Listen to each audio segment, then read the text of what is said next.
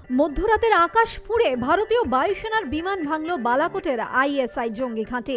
ANM news সাক্ষী থাকলো সেই মুহূর্তের, যখন ভারতীয় বায়ুসেনার বিমান মিরাজ 2000 পাকিস্তানের 107 কিলোমিটার ভিতরে ঢুকে গুঁড়িয়ে দিল জঙ্গি ঘাঁটি। अब्दुल जी बताएं क्या हुआ आज रात को?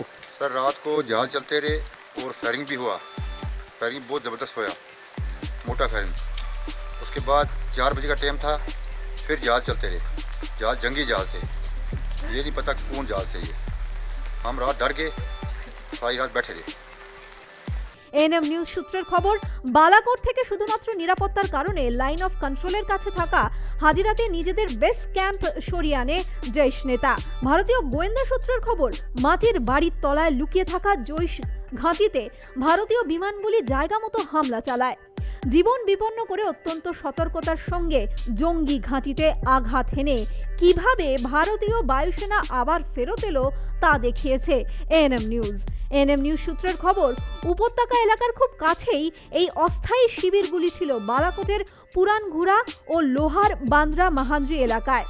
বালাকোটের কাঘান উপত্যকায় রয়েছে বেশ কিছু জঙ্গি ঘাঁটি ও এএনএম নিউজ সূত্রের ওপর ভরসা রাখা সম্ভব হলে কাঘান উপত্যকা ও পুরানা ঘুরাতে থাকা জৈশ কমান্ডার মাসুদ আজহারের আত্মীয়রাও এই হানায় খতম হয়েছে। অভিজিৎ নন্দী মজুমদার ও মনজিৎ সিং এর রিপোর্ট, ভারত পাকিস্তান বর্ডার, পুঞ্চ। আরও খবরের আপডেট পেতে সাবস্ক্রাইব করুন আমাদের ইউটিউব চ্যানেলটি আর বেল আইকনে ক্লিক করুন নোটিফিকেশনস পেতে।